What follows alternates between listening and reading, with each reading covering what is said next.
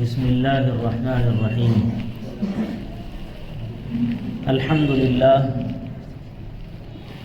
للہ نحمده ونستعینه ونستغفره ونؤمن به ونتوکل علیہ ونعوذ باللہ من شرور انفسنا ومن سیئات اعمالنا من يهده الله فلا مضل له ومن يضلله فلا هادي له ونشهد أن لا إله إلا الله وحده لا شريك له ونشهد أن سيدنا ومولانا محمدا عبده ورسوله صلى الله عليه وعلى آله وأصحابه وبارك وسلم تسليما كثيرا كثيرا.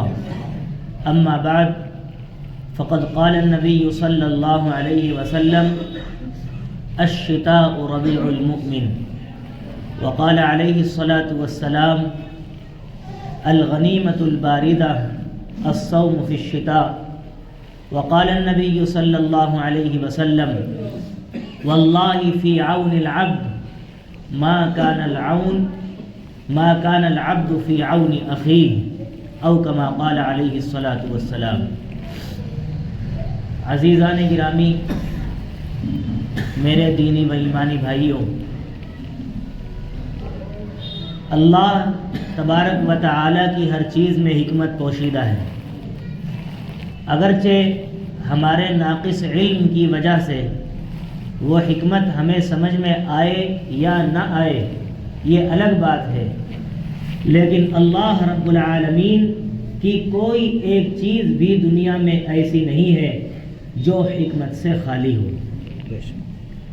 یہ موسموں کا آنا اور جانا، یہ دن اور رات کا چھوٹا ہونا، جب اس کا دورانیہ ہوتا ہے، بعض لوگ ہم میں سے یہ کہتے ہوئے نظر آتے ہیں کہ اتنی زیادہ سردی نہیں ہونی چاہیے اور اتنی زیادہ گرمی نہیں ہونی چاہیے اور بارش ایسی نہیں ایسی ہونی چاہیے.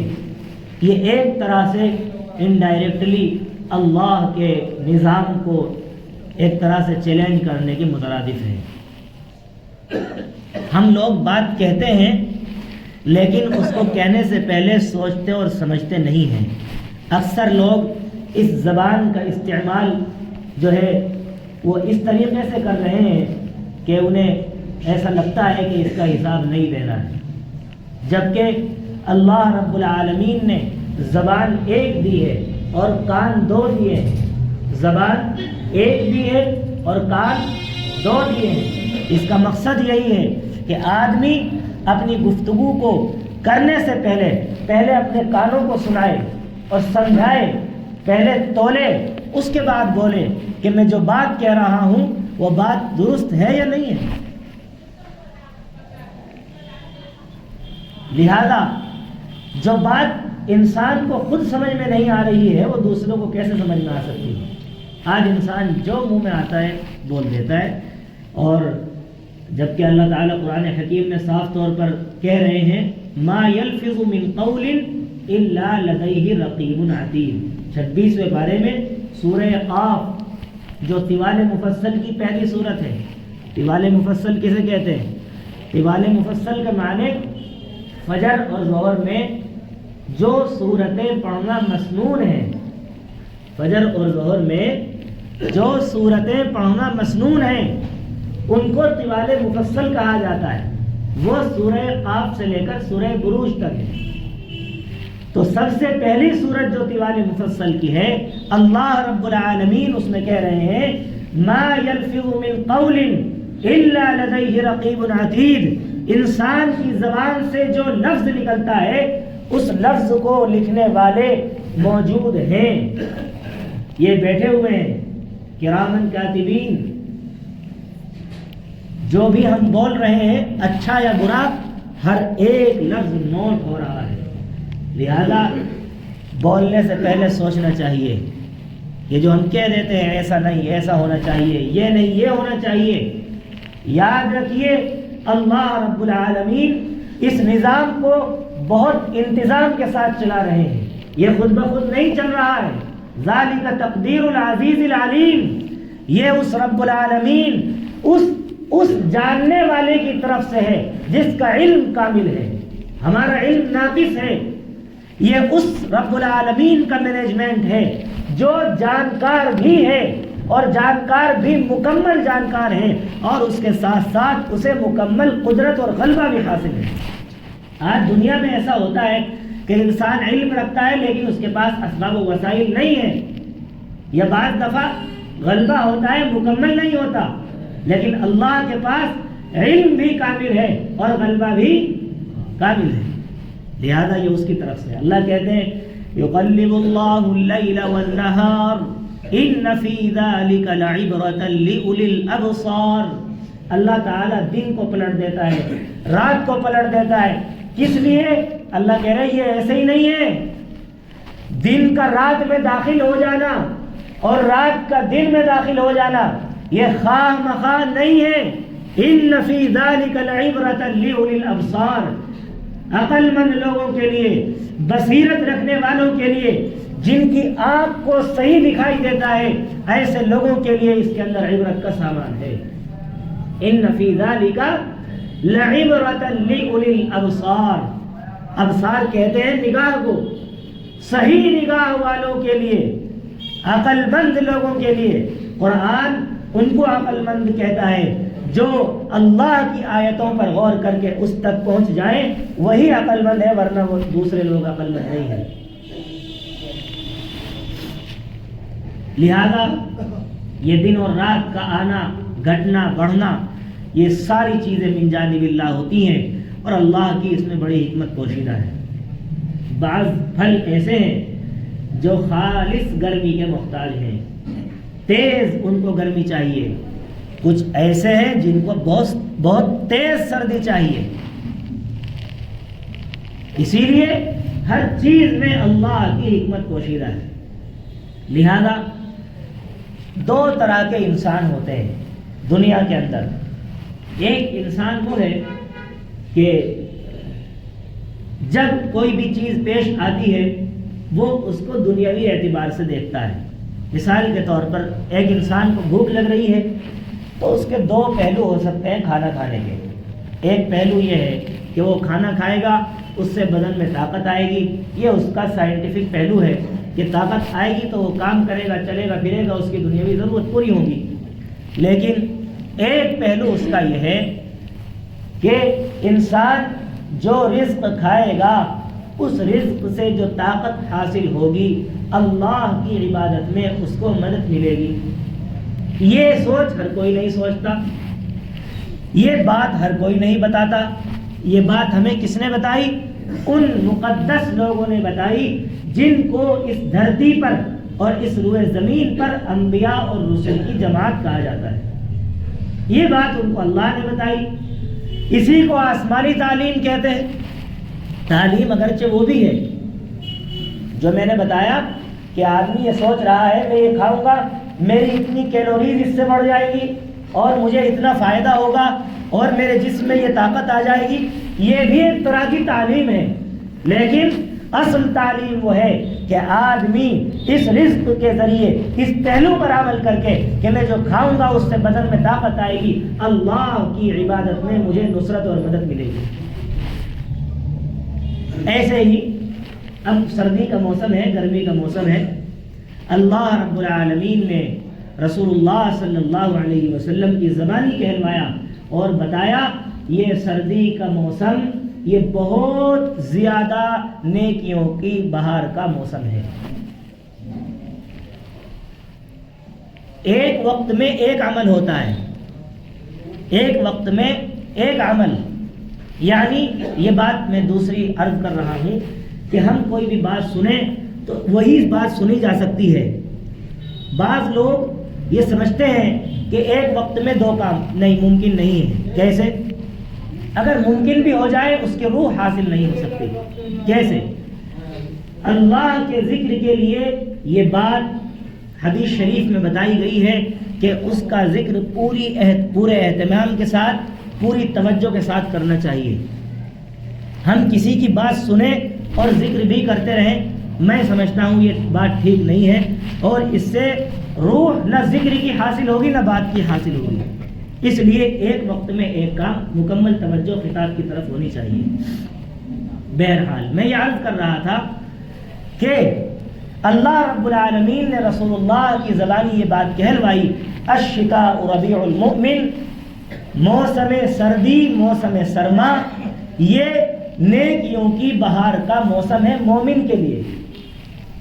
مومن کے لیے، یہ لفظ یاد رکھیے، ہر کسی کے لیے نہیں، صرف مومن کے لیے۔ اس مومن کے لیے جو یہ اقرار کرتا ہو اللہ کے سوا کوئی عبادت کے لائق نہیں ہے اور رسول اللہ صلی اللہ علیہ وسلم اللہ کے سچے بندے اور اس کے رسول ہیں، اسی کے لیے ہے۔ کیسے؟ فرمایا اللہ موسم سردی میں دن کو چھوٹا کر دیتے ہیں اور رات کو لمبا کر دیتے ہیں، یہ اللہ ہی کرتا ہے۔ اس سے فائدہ کیا ہوگا؟ فرمایا الغنیمۃ الباردہ الصوم فی الشتاء، الغنیمۃ الباردہ الصوم فی الشتاء، کہ ٹھنڈی مال غنیمت یہ ہے کہ سردی کے موسم میں روزہ رکھنا۔ مال غنیمت کسے کہتے ہیں؟ جنگ لڑنے کے بعد جو مال ملتا ہے اس کو مال غنیمت کہا جاتا ہے۔ تو جنگ ایسے تو لڑی نہیں جاتی، آدمی کی جان داؤں پر لگتی ہے، آدمی کی جان داؤں پر لگتی ہے، اور جنگ میں جیت جائے اس کے بعد مال غنیمت ملتا ہے۔ تو معلوم ہوا کہ مال غنیمت حاصل کرنا بہت مشقت کا کام ہے۔ اللہ کے رسول فرما رہے ہیں ٹھنڈی مال غنیمت جو بغیر کچھ کیے مل جائے وہ کیا ہے؟ الصوم فی الشتاء، سردی کے موسم میں روزہ رکھنا، سردی کے موسم میں روزہ رکھنا۔ چھوٹا سا دن ہوتا ہے اور آدمی روزہ رکھے گا پتہ بھی نہیں چلے گا۔ اور اب تو میڈیکلی طور پر بھی ڈاکٹر یہ بات کہہ رہے ہیں کہ بھئی فاسٹنگ، جو لوگ یعنی کسی چیز کا جن کو پرہیز بتایا جاتا ہے، خاص طور سے کینسر کے مریض، کینسر پیشنٹ ہیں، وہ جب ٹھیک ہو رہے ہیں تو اپنی داستانوں میں، اپنے انٹرویوز میں وہ یہ بتا رہے ہیں کہ ہمیں جہاں اور چیزوں سے بہت مدد ملی ہے اس میں ایک چیز بھوکا رہنا بھی ہے، جس کو وہ فاسٹنگ کہتے ہیں اور ہم اس کو عربی زبان میں روزہ کہتے ہیں۔ اور یہ تو حدیث شریف میں بھی آیا ہے، انسان روزہ رکھتا ہے تو وہ روحانی بیماریوں سے بھی اور جسمانی بیماریوں دونوں سے محفوظ ہو جاتا ہے۔ جب پیٹ خالی رہے گا تو شہوانی خیالات اور نفسانی خواہشات بھی نہیں آئیں گی۔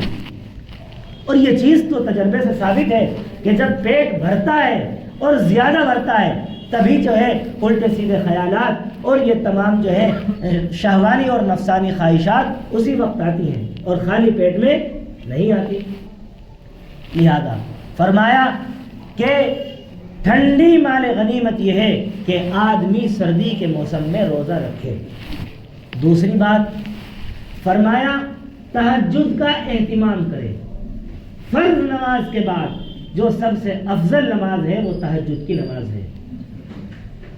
ایک چیز، اصل میں پہلو بہت ہیں، اب 20 منٹ میں کیا گفتگو کروں اور کیا نہیں، لہذا بس مختصر ایک بات عرض کر رہا ہوں۔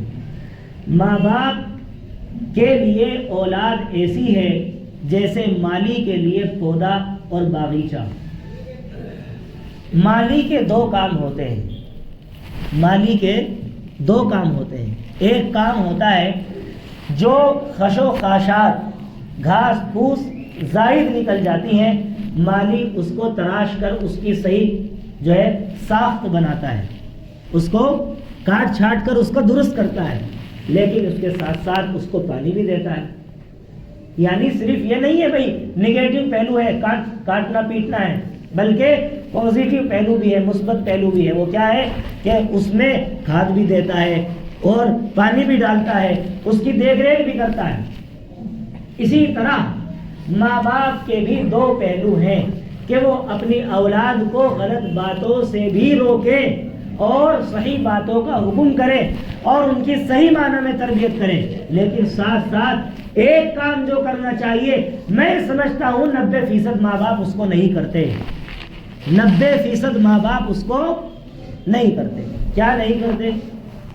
وہ کام ہے آخری پہر میں اٹھ کر بیدار ہو کر تہجد کی نماز کا اہتمام کرنا، اللہ کی بارگاہ میں 2 آنسو نکالنا، گڑ گڑانا اپنی اولاد کے لیے دعا مانگنا، اے اللہ میری اولاد کو دنیا میں بھی کامیاب فرما، آخرت میں بھی کامیاب فرما۔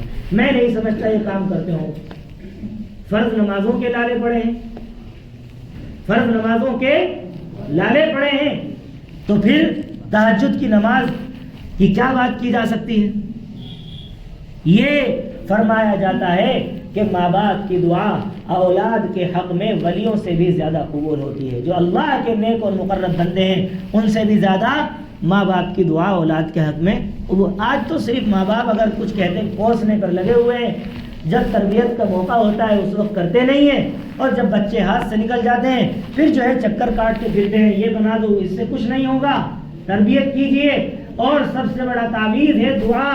اللہ کی بارگاہ میں ہاتھ اٹھائیے اور اس سے جو کہنا ہے کہیے، اللہ نے سن لی، انشاءاللہ اولاد دنیا میں بھی سرخرو ہوگی اور آخرت میں بھی سرخرو ہوگی۔ یہ ہے کرنے کے کام۔ ہم جو کر رہے ہیں وہ کرنے کے کام نہیں ہے۔ لہذا میں نے عرض کیا مالی کے دو کام ہیں، کاٹنا اور چھانٹنا بھی، اور اس کو پانی دینا بھی۔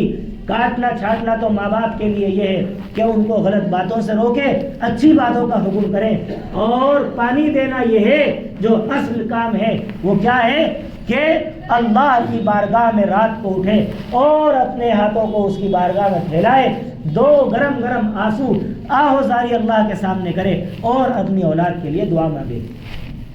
جب مانگے گا امت کے لیے بھی مانگے گا، پھر اپنے پڑوسیوں کے لیے بھی، رشتہ داروں کے لیے بھی، اپنے لیے بھی۔ لیکن فرض نماز کے لالے پڑے ہیں تو اس لیے فرضوں کا بھی اہتمام کرے، تہجد کا بھی اہتمام کرے۔ آج ہم نے ترتیب کچھ اس طرح کی بنا لی ہے، اپنا نظام الاوقات، اپنی روٹین، کہ اللہ نے دن کو بنایا تھا کام کرنے کے لیے اور رات کو بنایا تھا آرام کرنے کے لیے۔ اللہ تعالیٰ کہتے ہیں 30ویں پارے میں سورہ نبا میں، وَجَعَلْنَا نَوْمَكُمْ سُبَاتًا وَجَعَلْنَا اللَّيْلَ لِبَاسًا وَجَعَلْنَا النَّهَارَ مَعَاشًا۔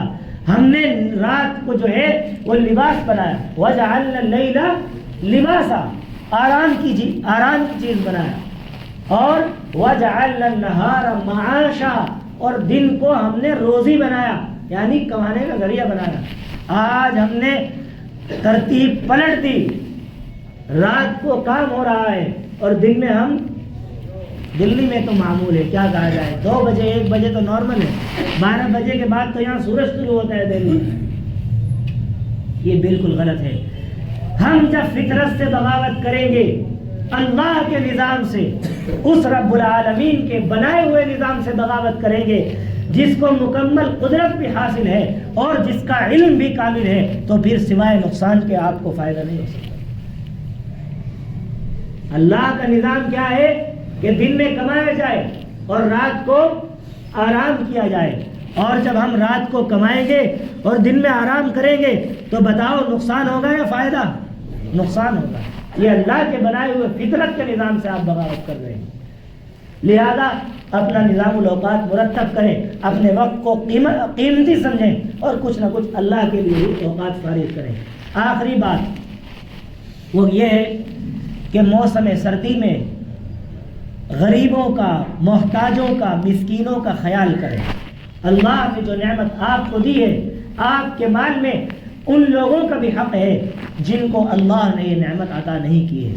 قرآن کہتا ہے وَفِي أَمْوَالِهِمْ حَقٌّ لِلسَّائِلِ وَالْمَحْرُومِ، کہ لوگوں کے کمائے ہوئے مالوں میں دونوں طرح کے سائل کا حق ہے۔ ایک سائل وہ ہوتا ہے جو ہاتھ پھیلا کر مانگ لیتا ہے، مجھے اس چیز کی ضرورت ہے، لیکن قرآن نے ایک دوسرے سائل کا بھی تذکرہ کیا ہے جس کو عام طور پر بیان نہیں کیا جاتا، جس کو قرآن کی زبان میں، قرآنی اصطلاح میں، قرآنی ٹرم میں اس کو کہا گیا ہے والمحروم، جو مانگتا نہیں ہے، ضرورت مند ہے، ضرورت مند تو ہے لیکن ہاتھ نہیں پھیلاتا، تو قرآن کہہ رہا ہے یہ محروم ہے، لوگ اس کی طرف توجہ نہیں دیتے۔ تیسرے پارے میں تو اس کو تفصیل کے ساتھ بیان کیا گیا، کیا فرمایا؟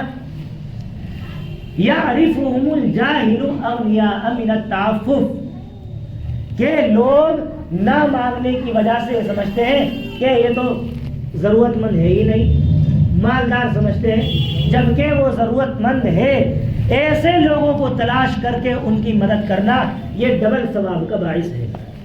ایسے لوگوں کو تلاش کر کے ان کی امداد کرنا یہ ثواب کا باعث ہے. اور میں نے عرض کیا کہ میں ایک ایک بات ایک ایک پہلو عرض کر رہا ہوں، ورنہ یہ موضوع اتنا مفصل ہے 2-3 گھنٹے بھی اس کے لیے ناکافی ہے. بہت پہلو ہیں. یہ ذرا سی انسانوں کی بات بتائی ہے میں نے آپ کو، تو یہ ضرور کریں. جو بھی اللہ نے آپ کو استطاعت دی ہے، غریب مسکین لوگوں کو تلاش کریں، ان کی امداد کریں ہر اعتبار سے، اور ان کی ضرورت کو پورا کریں. دوسرے نمبر پر جانوروں کا بھی خیال رکھیں. پانی کا مسئلہ ہے، دانے کا مسئلہ ہے، اپنی چھتوں پر کچھ نہ کچھ ڈالیں، پانی رکھیں تاکہ جانور آئیں اس کو کھائیں اور پانی پیے. یہ ذرا سی چیزیں ہیں، لیکن اللہ کی طرف سے اس پر بڑے بڑے اجر اور وعدے ہیں. فرمایا سخی اللہ کے قریب ہے، اللہ کے قریب ہے، اور لوگوں کے بھی قریب ہے، اور جنت کے بھی قریب ہے، اور جہنم سے دور ہے. والبخیل، بھئی شور کیسا ہے؟ کوئی بات میں نے عرض کیا تھا گزشتہ جمعے میں، کوئی بات کہنی ہے خاموشی سے کہیے.